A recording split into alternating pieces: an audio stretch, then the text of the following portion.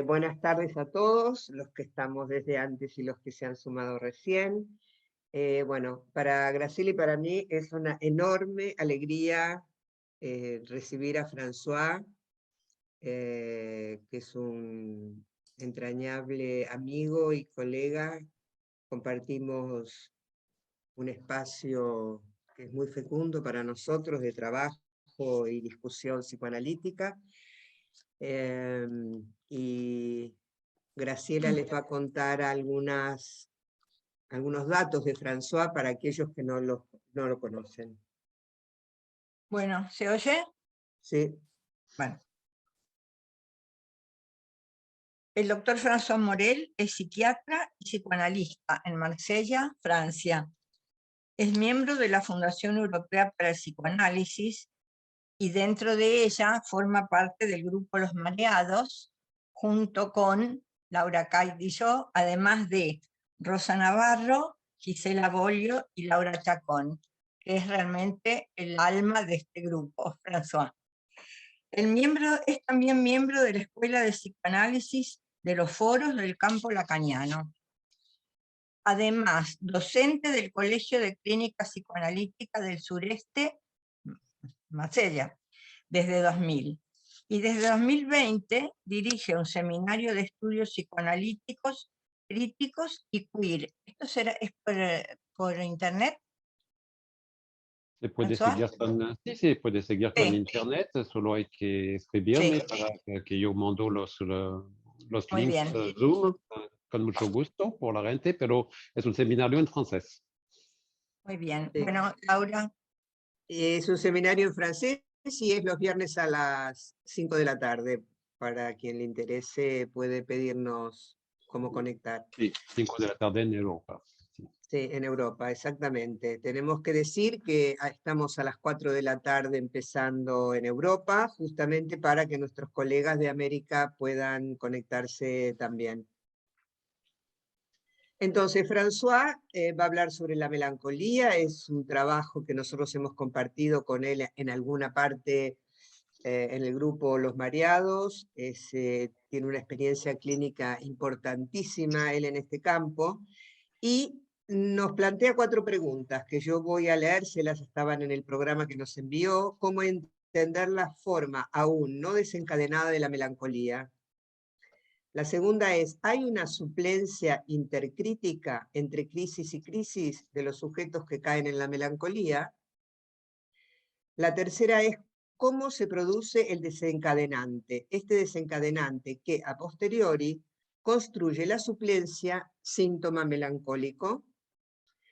La cuarta pregunta es más reciente. Nos dice si pensamos con Freud el proceso melancólico como duelo imposible en el origen de la edificación del yo. Entonces, ¿podría el análisis freudiano de la melancolía ser llevado mucho más allá de la clínica de los estados melancólicos y ofrecer una interpretación de la elección de objeto y la aceptación o no de la identidad como los procesos de asujetamiento?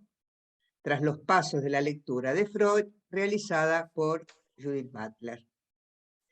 El programa está dividido formalmente en 3 momentos diferentes. Vamos a empezar con el primero, que es síntoma premelancólico y desencadenamiento del síntoma en los ataques de melancolía.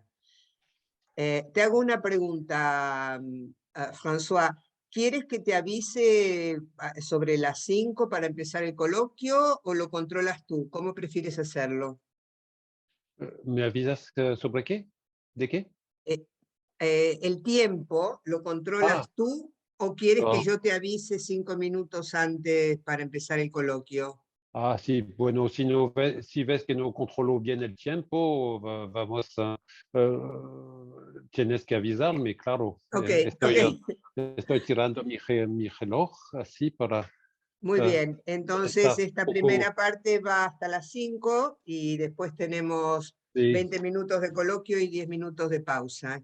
Adelante, cuando quieras, gracias. Sí, al momento que llegamos a las 40, puedes me avisar porque creo que no es como una ponencia y no hice la medida del tiempo correctamente y me disculpo por eso. Bueno, está bien. Yo te aviso 5 minutos antes de empezar el coloquio. sí, está bien. Ok, muy bien.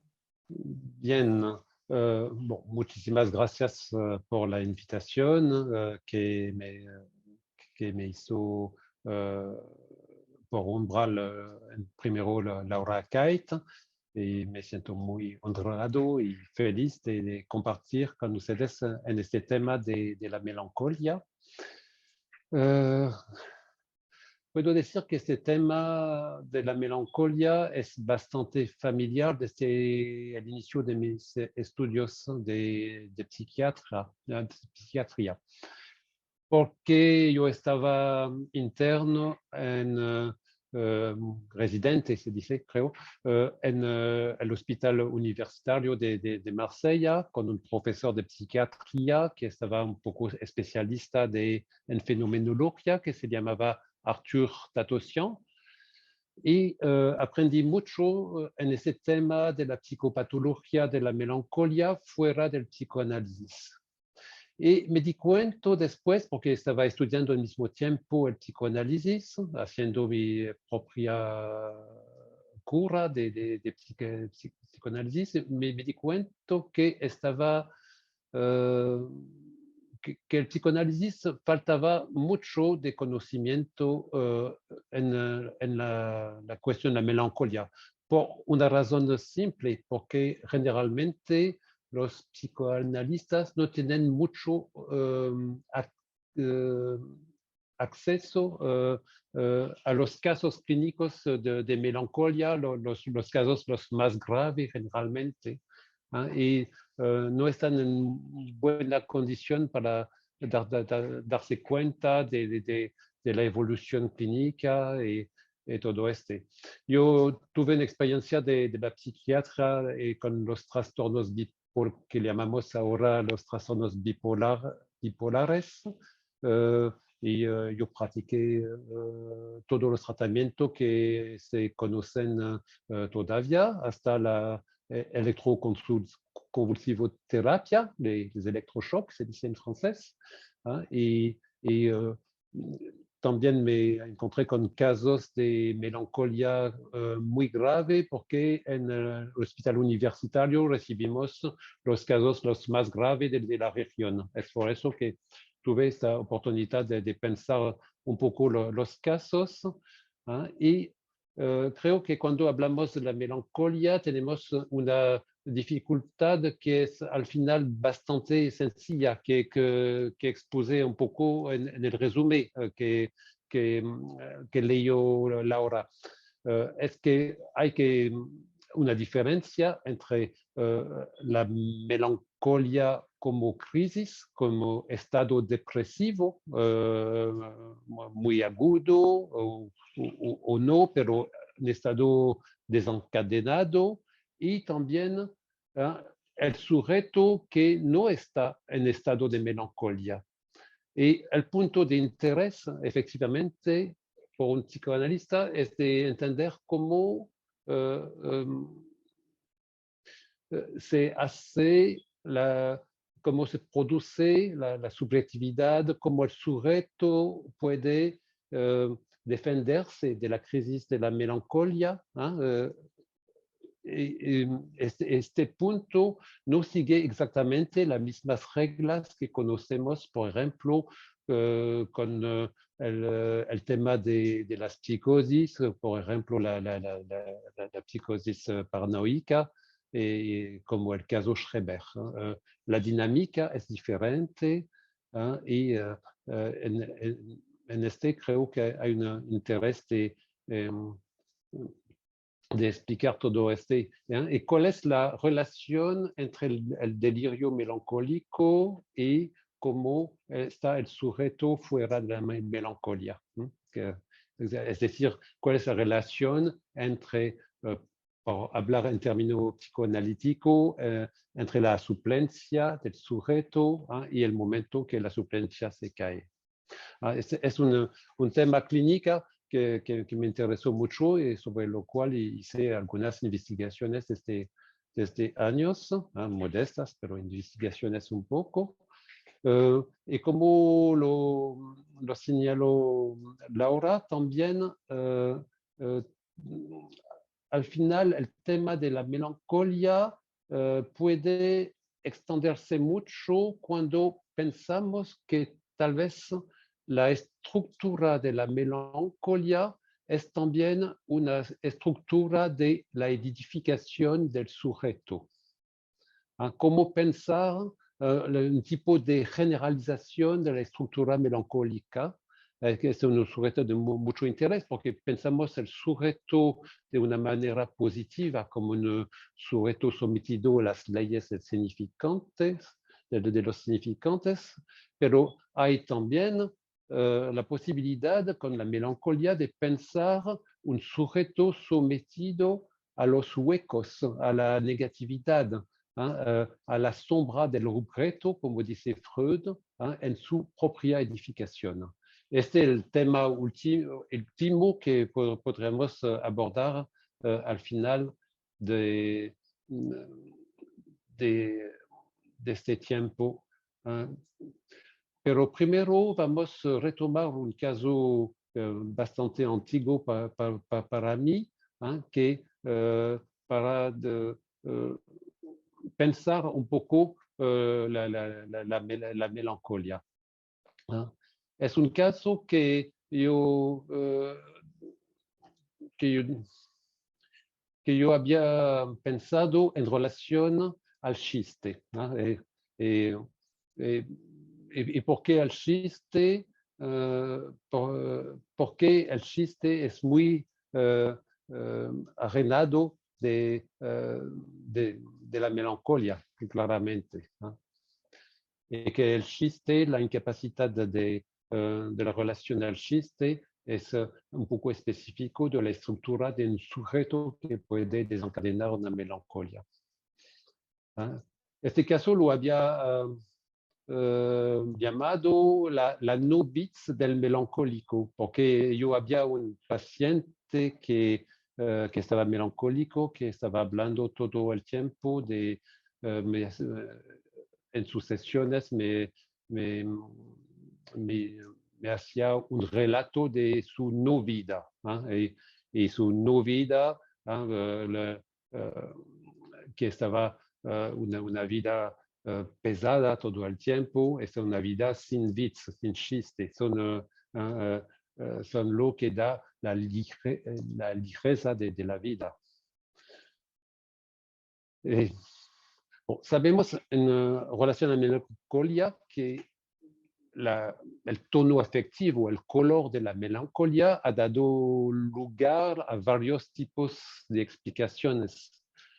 La explicación psiquiátrica, como la de Jean Delay, se apoyaba en la hipótesis de una alteración fundamental del humor en la depresión, y Jean Delay explicaba que los melancólicos no estaban tristes porque tuvieran ideas tristes, sino que tenían ideas tristes porque estaban tristes. Bueno, después de Jean Delay, tuvimos otra teoría, que es una teoría cognitivo-conductualista, que creo que es Beck, el psiquiatra más conocido sobre este tema.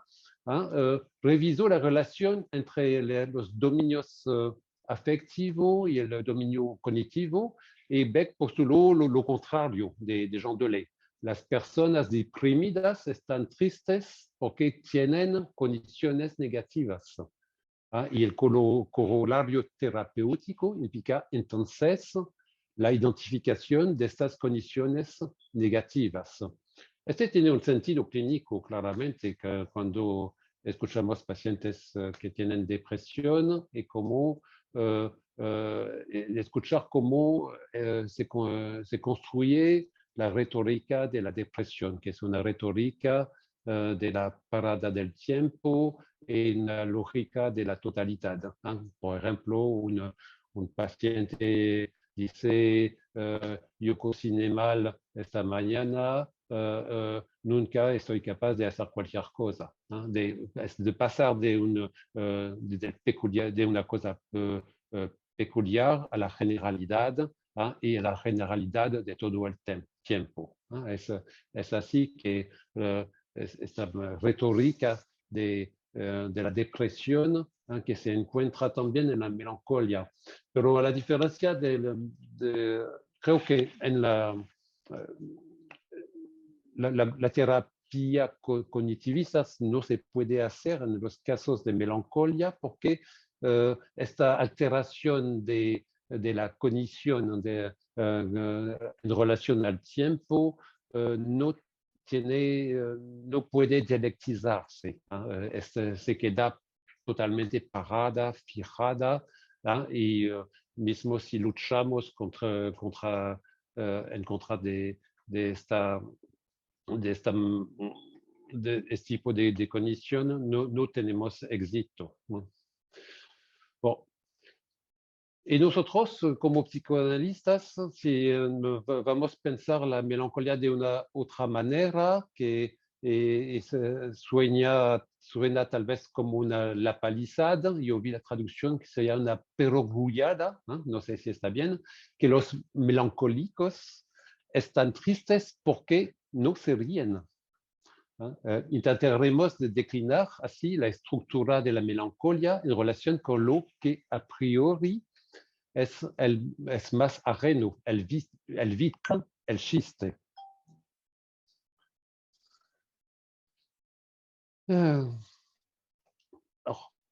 Para entender un poco el chiste,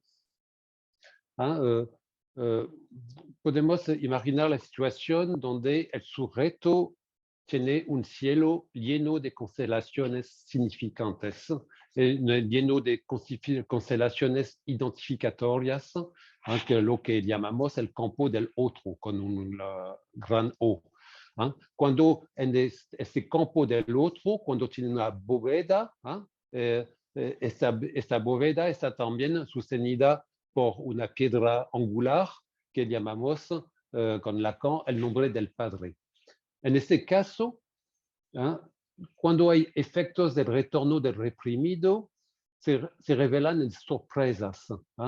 Y, sin embargo, este tipo de sorpresas del inconsciente son sorpresas que no se sorprenden demasiado al sujeto. Son sorpresas desviadas, amortiguadas por el efecto que podríamos llamar de efecto anestésico de lo simbólico. El real en cuestión, en este retorno de lo reprimido, es un real negado por la Verneinung. Lo que nos sorprende parece en este tipo de sorpresa sin sentido. El fondo de la sorpresa es un objeto desprovisto de sentido, de sin sentido que parece volver a lo real. Estas sorpresas del inconsciente son así reveladas como pequeñas cosas, con pequeños desvíos, contratiempos que Freud nota en nuestra vida cotidiana.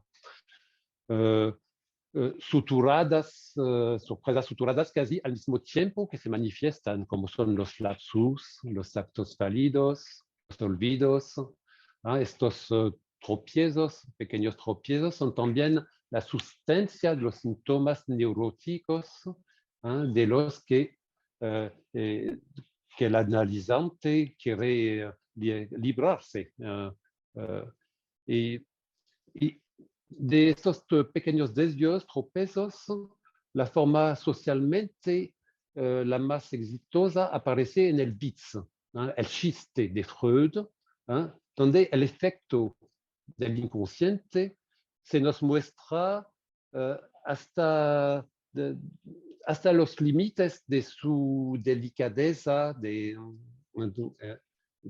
también el Witz, el chiste, es en lo que Lacan se apoya en particular para argumentar en su discurso de Roma la supremacía de lo simbólico en su tesis del inconsciente estructurado como lenguaje. Yo puedo repetir la citación que ustedes tal vez conocen. Bon, no estoy seguro de la traducción, pero bueno, vamos a ver. El rostro que el inconsciente nos revela es de la mente misma, del espíritu mismo, en la ambigüedad que le confiere el lenguaje, donde el otro rostro de su poder regio es la agudeza, un término que retomó de Baltasar de Gracián, que por todo su orden aniquila en un instante agudeza, de hecho, donde su actividad creadora revela su absoluta gratuidad, donde su dominio sobre la realidad se expresa en el desafío del sinsentido, donde el humor en la perversa gracia del espíritu libre simboliza una verdad que no dice su última palabra. El análisis de estos tropiezos, tirones, pequeñas lágrimas, sorpresas del inconsciente, permite, en la prueba de rigor que constituye un análisis, desprender de lo que de la libido no está reprimido, es decir, lo que del goce no es negativo, bajo la forma de un resto simbolizado. Es así la sorpresa, el sinsentido que surge. Así que vemos la anestesia. Lo que queda del goce no es, sin embargo, libre, sino emparejado y condensado bajo la especie del objeto. Este objeto que escapa, que se puede llamar al mínimo forzado por el sujeto neurótico, es el único que se manifiesta como una apariencia de real en la fantasía, es lo único que se revela realmente en última instancia seria en el análisis del neurótico. El chiste, así podemos decir, es el más serio posible porque evidencia la presencia del sufrimiento del real. Estábamos así un caso que no estaba melancólico. Estuvimos un caso de un sujeto neurótico con un cielo cubierto, con una piedra angular. Cuando la piedra angular no está presente en una bóveda, todo se cae, ustedes saben. Y así, al cielo abierto, sin la bóveda del otro, del gran otro, sin lo que sostiene esta bóveda, esta piedra angular nombrada nombre del Padre. Cuando en esta posición del nombre del Padre encontramos un agujero de su rechazo, lo que se llama la Verwerfung, y que de este agujero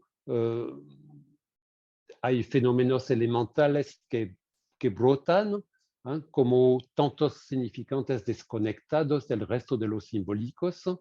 Evidentemente, no estamos en el mismo caso que el chiste y de las sorpresas del inconsciente. No se trata de estos pequeños, estas pequeñas cosas del inconsciente, sino de un desgarro a menudo trágico.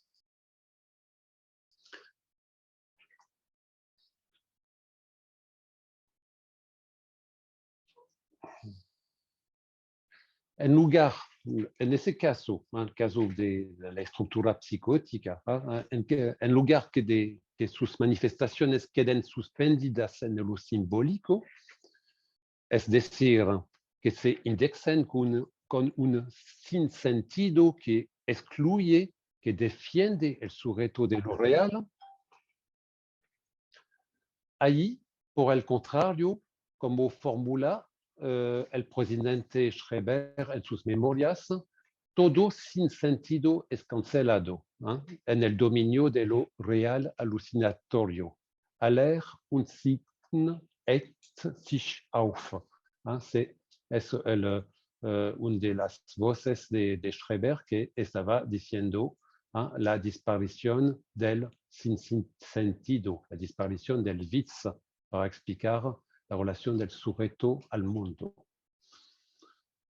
Estos sujetos, nos dice Lacan en su seminario sobre las psicosis, están ahí para tomar en serio su discurso interior.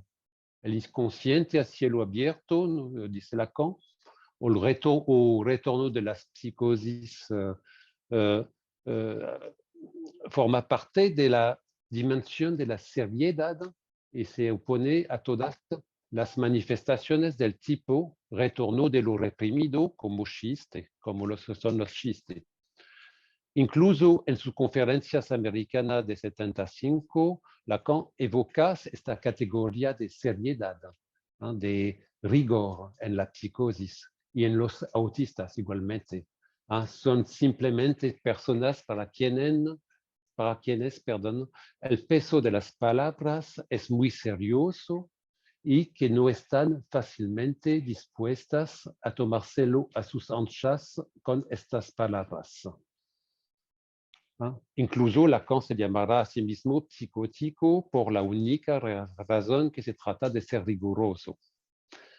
Bon, así que hice una oposición, por un lado, volatilización donc del goce en la sorpresa del chiste, en el sinsentido, la figuración de la realidad por el sinsentido, y por el otro lado, del lado de los sujetos que no tienen este tipo de acceso al inconsciente por el reprimido, la seriedad, la tentativa de rigor. Y así que por un lado el humor, la comedia, el witz, y por otro lado la seriedad y la lógica. Acercamos poco a poco de la melancolía, a partir de esta oposición. El rigor lógico del paranoico es clásico y bien conocido. Espérame un instante, tengo que silenciar una cosa de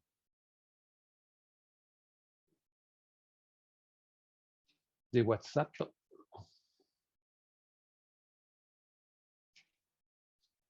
Ya, perdón. Bon, yo estaba hablando ahora del rigor lógico del paranoico, que es clásico y bien conocido. El delirio paranoico se constituye en torno a la interpretación del fenómeno elemental ejercida como postulado. Es un postulado fundamental y después hay una construcción lógica que busca de circunscribir lo hueco de este postulado fundamental, lo rechazado, lo perverso. Y la metáfora delirante es un intento más o menos logrado gracias a una construcción significante de negativación del goce devuelto al lugar del otro. Conocemos así esta dimensión de rigor del sujeto paranoico, con la historia de la forclusión del nombre del padre, del fenómeno elementario, y después de la construcción del delirio, agregando significantes, tejando significantes alrededor del hueco de la forclusión. Pero si conocemos este tipo de rigor con el paranoico, no la conocemos bien con el sujeto melancólico. Este tipo de la dimensión de rigor del sujeto melancólico es mucho menos conocida, porque nosotros pensamos el rigor del sujeto melancólico durante la crisis de melancolía. Y la verdad hay que pensar el rigor fuera de la crisis de melancolía, porque el sujeto que puede desencadenar una melancolía es un sujeto por definición muy riguroso. Es difícil identificar a primera vista en la melancolía curada o antes de su crisis en este ser que vemos muy normal, hiper adaptado socialmente, el equivalente del fenómeno elemental o también el equivalente de la metáfora delirante, que cosas que significan la estructura psicótica. Y por eso me apoyo no sobre un trabajo de psicoanálisis, pero en trabajo de una psiquiatra alemán que se llama Hubertus Tellenbach, que escribió un libro sobre la melancolía que ha sido publicado en 79. Y Hubertus Tellenbach tiene el inmenso mérito de cuestionar el concepto de la normalidad intercrítica de los melancólicos, normalidad que estaba establecida de forma clásica por la psiquiatría. Y este concepto de normalidad intercrítica evitaba de prestar atención a este periodo previo al desencadenamiento de la crisis y también limitaba la investigación, especialmente la de los fenomenólogos, un poco como de los psicoanalistas, a las circunstancias inmediatamente anteriores a la crisis de melancolía. Bon, sabemos que al nivel psicoanalítico, Abraham ciertamente había cuestionado esta noción de intervalo libre para unir personalidades obsesivas y premelancólicas en el molde del carácter anal. Pero Tellenbach critica esta perspectiva que neurotiza la melancolía. Y Tellenbach, a partir de un estudio de unos centenar de casos tratados en su clínica, describió un modo premelancólico de estar en el mundo, un modo que denominó typus melancholicus. ¿Y qué es un typus melancholicus? Son sujetos que tienen un espíritu de orden y que tienen este espíritu de orden como el rasgo el más esencial.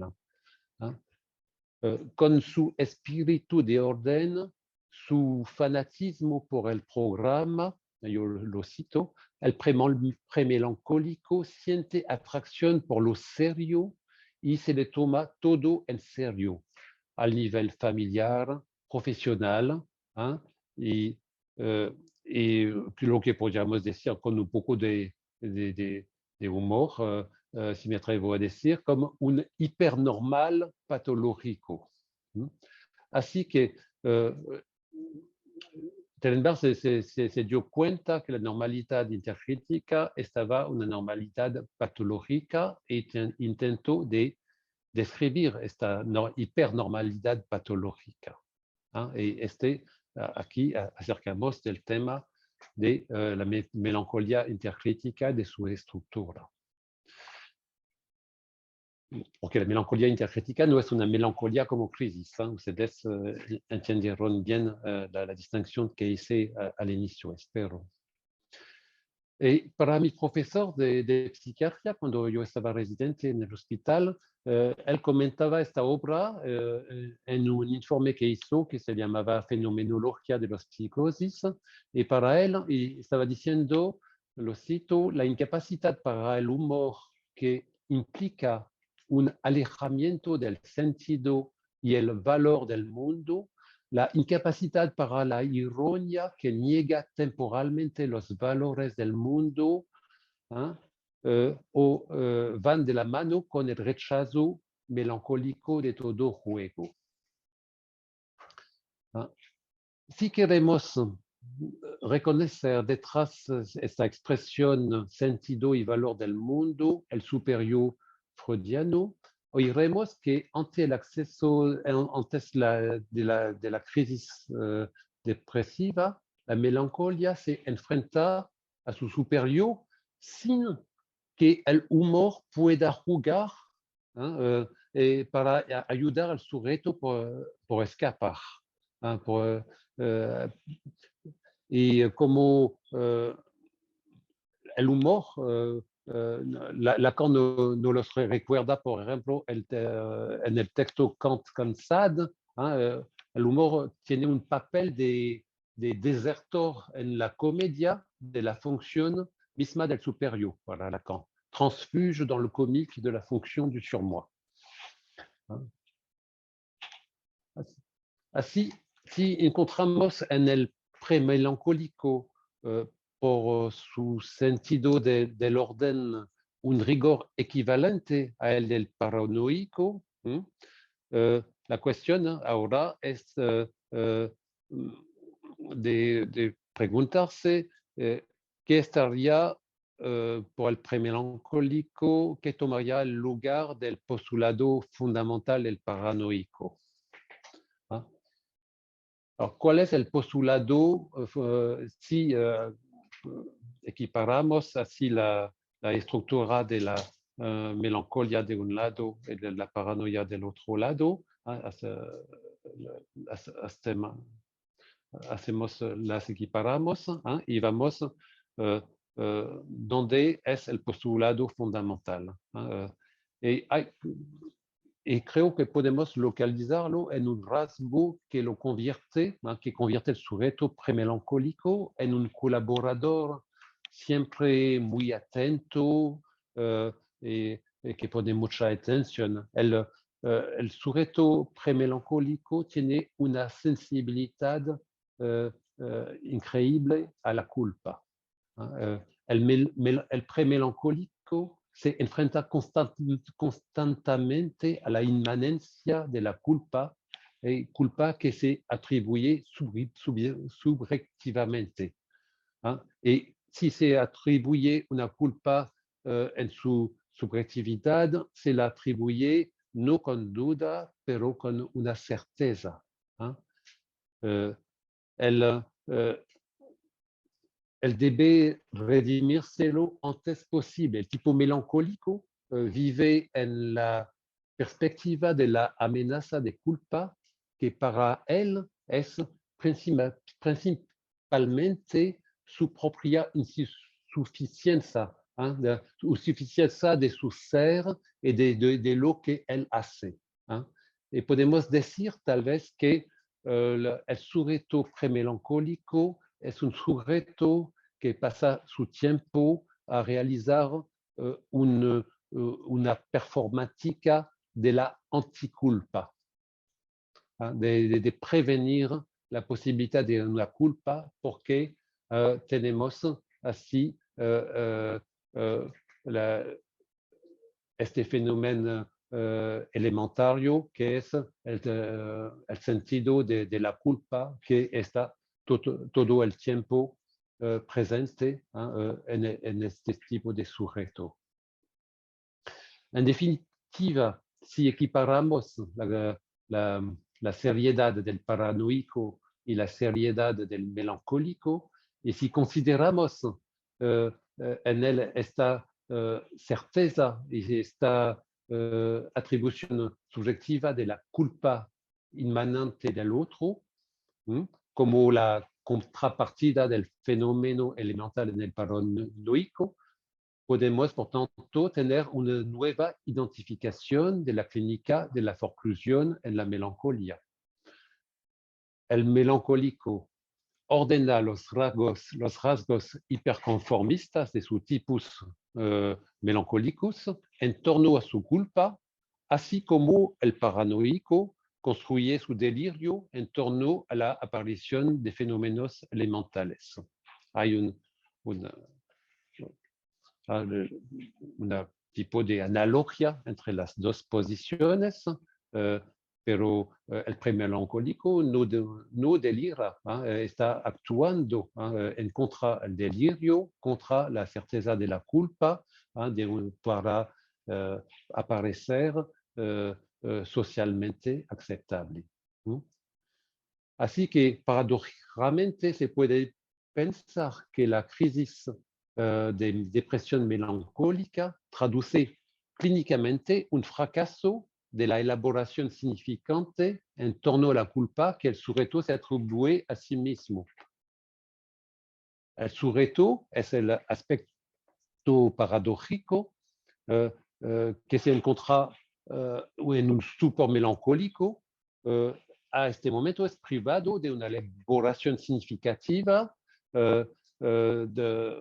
posible ante la forclusión, que es la certeza de su culpa. La sombra del objeto cayó sobre el yo.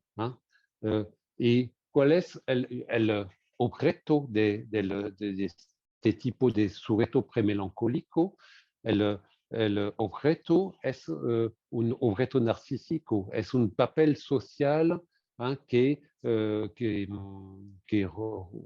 ruga el sujeto y que le da un semblante de trascendencia para borrar la sombra de la culpa que es inmanente, todo el tiempo presente. La sombra del objeto está todo el tiempo presente en el sujeto premelancólico. Y el sujeto premelancólico vive todo el tiempo con esta sombra cerca de él, que no se cayó exactamente clínicamente, pero esta sombra es parte de su arquitectura yoica y toda su performática de yo es para luchar contra el desencadenamiento de esta sombra que puede invadirle totalmente, esta sombra en la cual el sujeto puede caer. Es más el sujeto que cae en la sombra que la sombra que cae en el sujeto. Bueno, son nociones topológicas, pues son equivalentes, pero... y,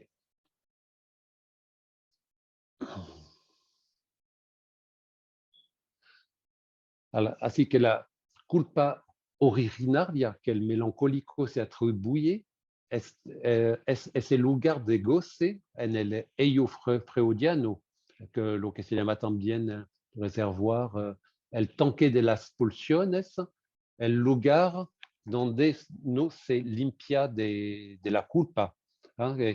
Y es que la falta de una afirmación, un Bejahung, de un juicio primordial de atribución que haría posible que el sujeto podría contarse como un -1 en el conjunto de los significantes. Ustedes saben que, por ejemplo, Lacan dice en su versión del sujeto y dialéctica del deseo que el sujeto no se constituye que a sustraerse y a de completarse esencialmente para deber contarse adentro del conjunto de los significantes. Así que el sujeto es la presencia de un -1 en el conjunto de los significantes. Y que el sujeto es una función de falta. Y que se constituye a sí mismo retirándose del conjunto de los significantes y descompletándolo esencialmente para tener que contarse en él y funcionar allí solo como falta.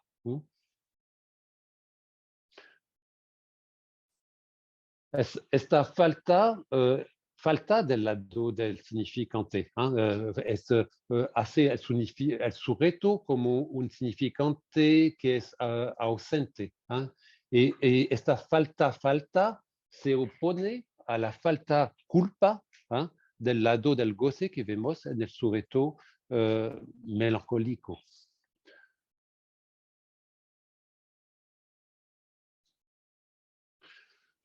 No hay en este lugar de la culpa que testimonia el sujeto por su delirio, el significante de una falta en el otro. Es de atachado que le prohibiría el acceso de la melancolía. Y finalmente es una invasión de goce que se produce. Es una falta culpa originaria, aún más en el sujeto melancólico que en otras formas de psicosis, y se demuestra no elevada a una significación, a nivel de significación de una falta en el lugar del otro. La culpa no es la falta del otro, no es el manque. es una cosa diferente porque no es del lado del significante, la culpa del melancólico. Alors, me gustaría ahora de ilustrar esta explicación teórica con... perdón, François. Sí, ¿sí? Con esta ilustración, en todo caso, podemos cerrar la primera parte y abrir el coloquio. Sí, está bien. Ok. Merci. Sí, bueno. Me gustaría ilustrar ilustrándolo como una serie de comentarios que me hizo al inicio de su crisis, un sujeto melancólico que sale al momento de salir de su estupor. Y podemos decir que su apellido, que por supuesto no exactamente estaba el suyo, estaba como rodeado, rirador, tourneur en francés, un apellido tanto más pesado cuanto sabemos que su padre había trabajado toda su vida en la reparación de ruedas de bicicletas. Y su delirio se centra por completo en el movimiento circular que ha comenzado a adherirse a su piel como una tirita que un sujeto no puede desprender, no se puede desprender. Yo traduzco lo que me dijo este paciente. La fisioterapia del conjunto que recibí. Imaginan que el conjunto es la caída de la bóveda. De la bóveda del cielo cubierto del otro sin el nombre del Padre. Este grupo que hizo posible llegar aquí. Este conjunto de enfermedades que hizo posible transformarse en lo que vimos. Así que vemos que para él las significaciones parecen materiales totalmente. La multa estaba en Les Milles a 30 kilómetros de Marsella. Habíamos ido para buscar un descanso para mi suegro, porque mi suegro estaba llegando la semana siguiente. Había una especie, yo estaba en mi carro, había una especie de chicana y yo manejaba en este sistema de chicanas. No sé cómo funciona en español, pero chicane funciona también al nivel de la abstracción en francés. Y no es solamente una situación donde la gente no puede girar. No podíamos seguir más, teníamos que dar la vuelta. Teníamos dos posibilidades. Teóricamente, podíamos girar a la izquierda, pero había un cartel y los gendarmes estaban allí, nos multaron. Y mi mujer empezó a alzar la voz.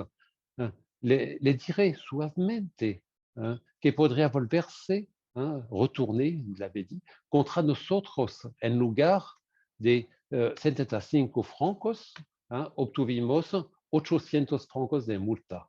Y ese va el punto de no retorno. 2 días después, porque estaba el sábado, el lunes por la mañana, me desperté a las 6 en punto como los del corredor de la muerte. Girando la tapa para tomar la última dosis homeopática, la retorcí con los dientes. ¡Clac! Puso en marcha el proceso judicial y me fue encarcelado. Podemos decir que estas palabras, en otras circunstancias, podrían ser parte de un sketch, de una sesión de un cómico, como el cómico francés Raymond Devos, porque apuntan a una ineficacia pero la diferencia del cómico, la función de lo cómico propio de lo simbólico en este sujeto psicótico no funciona precisamente porque lo simbólico de estas palabras ha vuelto a lo real. Así se siente la materialidad del discurso de este paciente. No hay de la función del semblante de lo simbólico que consiste en desrealizar el mundo, como lo dijo Jacques-Alain Miller, un texto anciano que se llama Clinique ironique. El nombre que lo nombra este sujeto cobra sentido en lugar de desnombrarlo. Estamos vemos que este sujeto que se llama así está totalmente intoxicado con el movimiento circular, que el tiempo se vuelve circular, el espacio se vuelve circular, las palabras de interpretación de su posición se vuelven totalmente circular. Es como si su nombre propio a este momento tuviera un sentido. Estamos bien en la situación schreberiana donde todo no sentido se cancela, la oposición del sentido y del no sentido. El sujeto puede sobrevivir en este mundo solamente en encontrar momentos sin sentido para tener para no estar aplastado todo el tiempo en el real. Vale. ¿Vale? Gracias, François.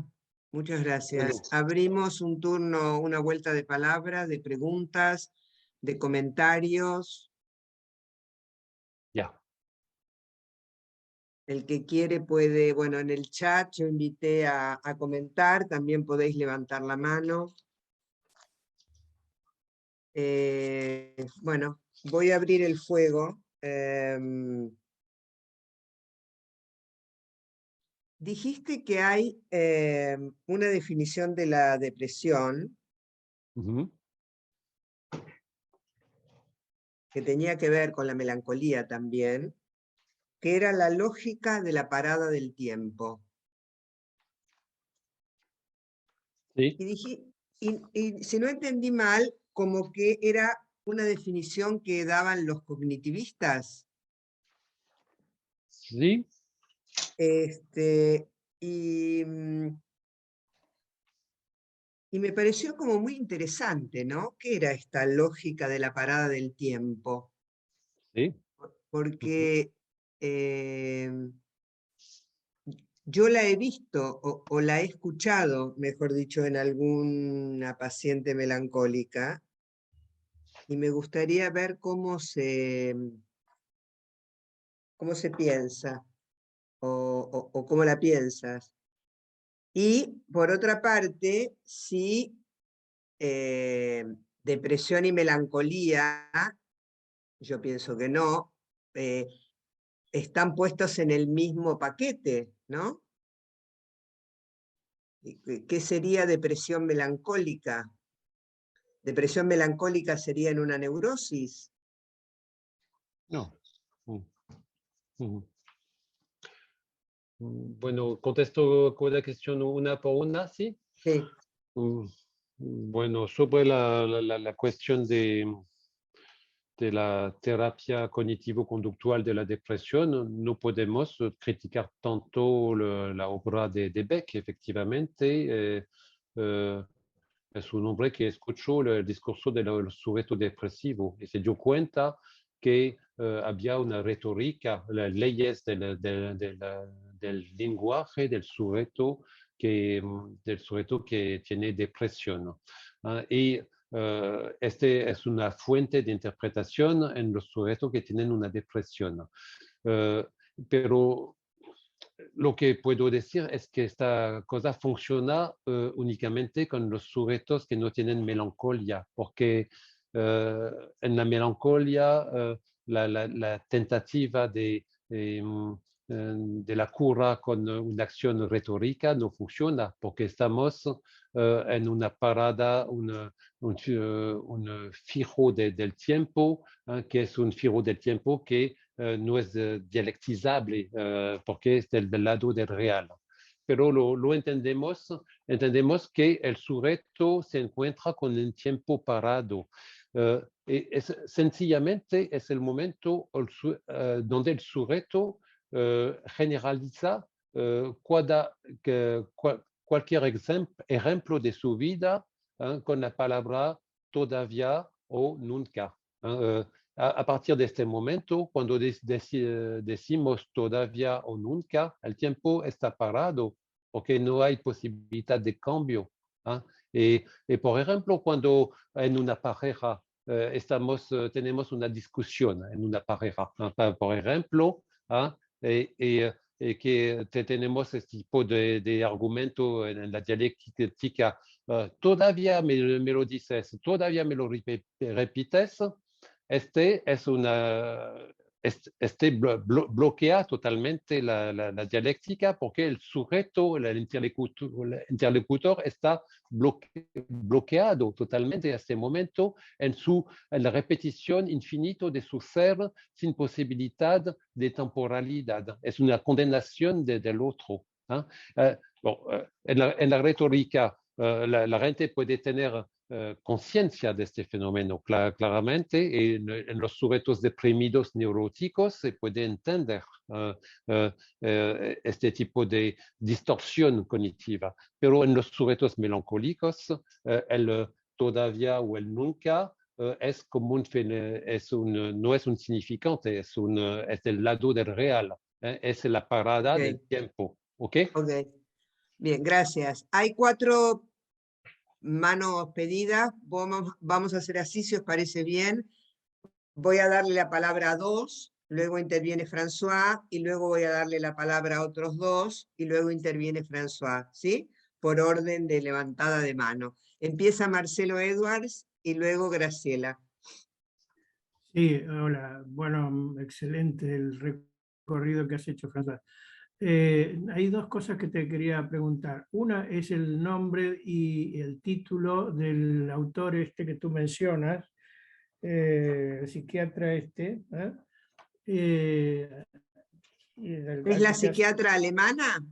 Sí, sí. La psiquiatra alemana, sí. Si lo puedes poner en el chat, François. Perdón, Sí. Está en la bibliografía, en la página de Umbral. Ah, está en la bibliografía, ok. Vale. Bueno, y gracias. Y la otra pregunta es sobre este punto que mencionas al final de tu trayecto, que es la cuestión de la diferencia entre la culpa, digamos, originaria, que tiene que ver con el goce, dices tú, a diferencia de con el significante. Y quisiera ver si puedes desarrollar un poco más eso. Sí. Vale. Graciela. Bueno, yo iba a hacer exactamente esa pregunta que hizo Marcelo, pero pidiéndole, sí, pidiéndole además no solo esta diferencia entre el sujeto neurótico y el melancólico, sino con el paranoico, por ejemplo. ¿Cuál es la diferencia ahí con la Verwerfung? Ok, adelante, François.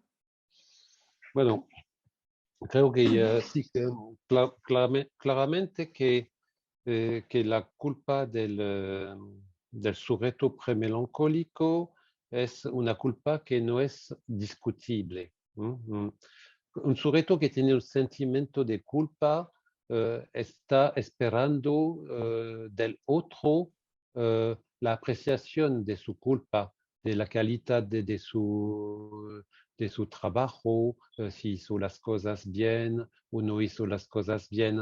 Está esperando del lado del otro una respuesta. Pero el sujeto premelancólico, el sentimiento de culpa del sujeto premelancólico no está esperando nada del otro. Él sabe ya con certeza que tiene la culpa. El otro no tiene la posibilidad de intervenir. Podemos decir al sujeto, no existe nada, no es grave lo que pasó y todo el sujeto no escucha nada en la crisis de melancolía, y el sujeto así que la relación a la culpa, la verdad es que es peor que una culpa, ya es una culpa que es una condenación. Es que ya es, es después el proceso. El proceso el juicio ya está hecho, está cumplido con el sujeto que tiene una tendencia a la melancolía. Y el sujeto neurótico espera una condenación del otro, por ejemplo, una condenación con indulgencia o con severidad, pero no es de sí mismo que la culpa viene. La culpa viene, es el hecho de una palabra del otro. Creo que es así que veo la diferencia entre la culpa del neurótico y la culpa de la cual estaba hablando con el sujeto melancólico, premelancólico. Ok, damos la palabra a Laura y después a Guillermo Martínez. Laura Chacón primero. Muchas Podéis gracias. seguir pidiendo palabras, perdón, ¿eh? Muchas gracias. François, yo quisiera preguntar sobre la dirección de cura. Tenemos 3 instancias muy interesantes que nos has planteado a nivel de la semántica. Las palabras no recurren al malentendido de poder conducirlas a una instancia de humor, a una instancia de relativización, sino que todas caen en siempre, nunca, en estos condicionantes. Luego, a nivel topológico, nos dijiste, la sombra no cae sobre el sujeto, sino el sujeto cae sobre las sombras. Y a nivel de lo que serían los tiempos subjetivos, no camina más que a nivel circular. Entonces, no hay proyección, no hay Dasein, como lo plantearía Heidegger, sino que simplemente el sujeto se queda en esa circularización. Sin embargo, ya en la instancia que llegan a tocarnos la puerta con este sufrimiento, cualquier planteamiento posible puede otra vez recibirse como se da cuenta lo mal que lo hago, se da cuenta cómo yo no puedo, se da cuenta cómo yo soy una podredumbre de la humanidad, etc. Entonces, quisiera que nos orientaras un poco de cómo desde esta vía semántica, topológica y de tiempo subjetivo, cómo ayudarnos en la clínica.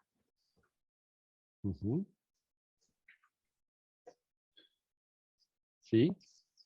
Ahora, Guillermo, adelante. Bueno, muchas gracias, François, por la exposición.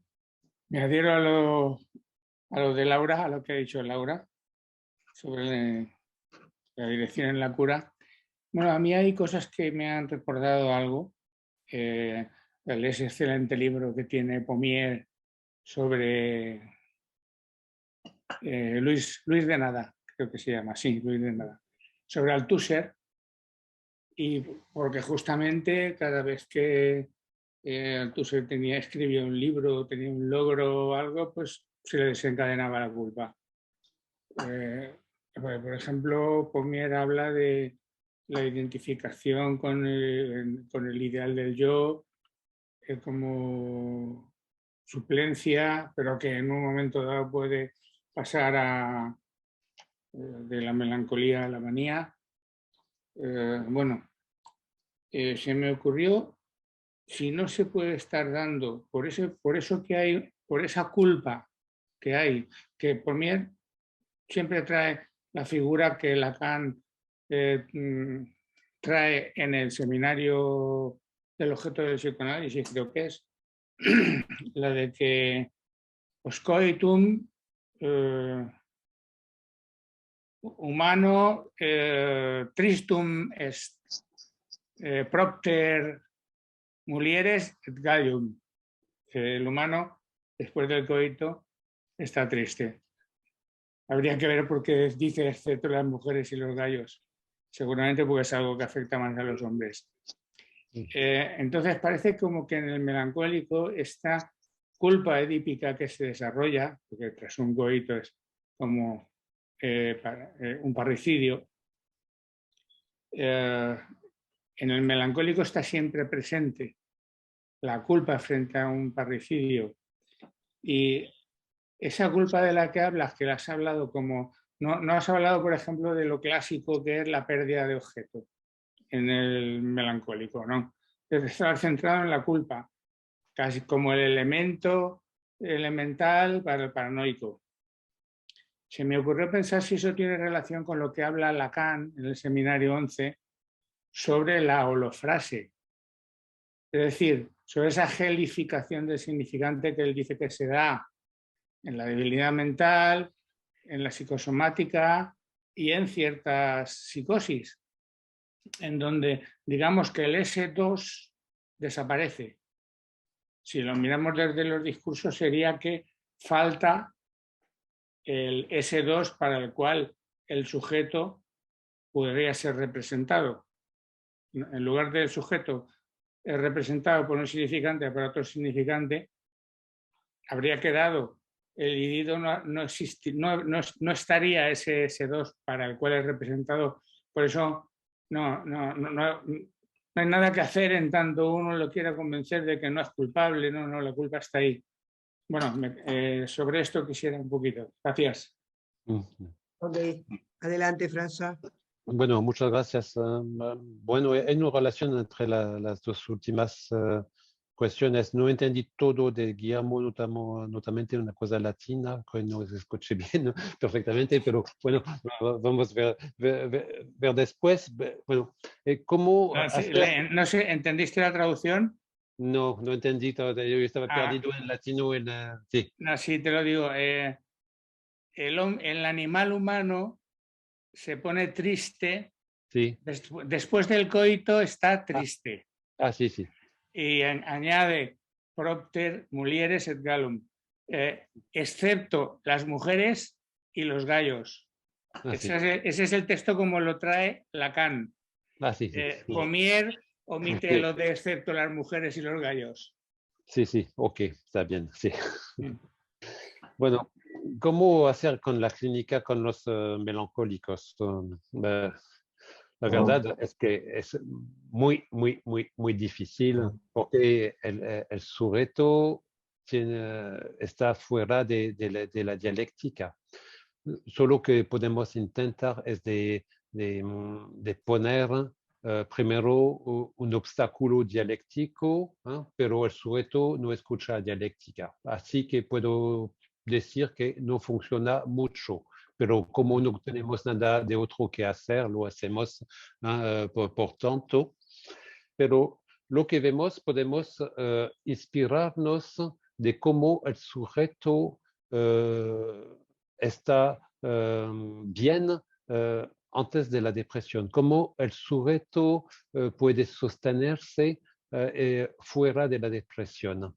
Y aquí estamos entrando en una definición diferente del sujeto premelancólico. El sujeto melancólico no es un sujeto que es en relación tanto al ideal del yo. No estoy tanto de acuerdo con esta idea. Frecuentemente los sujetos melancólicos están ejemplares, así que por un sujeto neurótico tenemos la impresión que se acercan del ideal del yo, porque hacen las cosas perfectas de una manera. Pero no se representan. Los sujetos premelancólicos hacen las cosas. No un sujeto puede sostenerse, la suplencia de un sujeto premelancólico es del lado del hacer, es del lado de la performática y no es del lado de la dialéctica. Al contrario, imponer la dialéctica adentro del trabajo de un sujeto que puede desencadenar una melancolía, puede desencadenar una melancolía, incluir la contradicción. Por ejemplo, por un hombre de ser un buen marido, un buen profesional. Si tiene demasiado trabajo y si no satisfecha suficientemente su propia familia, se encuentra una contradicción dialéctica a este momento. Esta contradicción dialéctica le pone una situación trágica, porque no puede hacer los dos papeles al mismo tiempo. Tiene que borrar uno por hacer el otro o barrar al otro por hacer uno. La relación dialéctica es una cosa que ha sido demostrada como capaz de desencadenar el sujeto, desencadenar la melancolía. Así que si tenemos que dar una solución al sujeto en la crisis de melancolía, ¿cómo podemos hacer? Tenemos que sostener la suplencia. Y la suplencia funciona del lado del hacer, no tanto del lado del decir. El decir puede ser hacer, pero no, la suplencia no funciona del lado de la representación del sujeto.